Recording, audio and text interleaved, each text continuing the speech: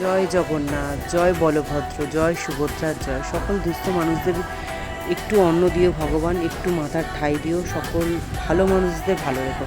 তো hello everyone, আমি চলে এসেছি আমার মেয়েকে নিয়ে আজকে রথের মেলায়।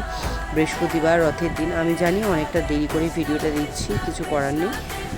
তো যাই হোক, এরকম মেলায় এসেছি। ঘরের সমস্ত রকমের সামগ্রী, ফুলের দোকান বলো, চায়ের কাপ, প্লেট, সমস্ত কিছু, বাচ্চাদের খেলনা, টেডি বিয়ার, বাচ্চাদের সাজার জিনিস। এই দেখো, এইদিকে বাচ্চাদের খেলনা বাটি, যেটা ছোটোবেলায় আমার নেওয়ার খুব আগ্রহ ছিল, বাবা কিনেও দিত রথের মেলায় গিয়ে।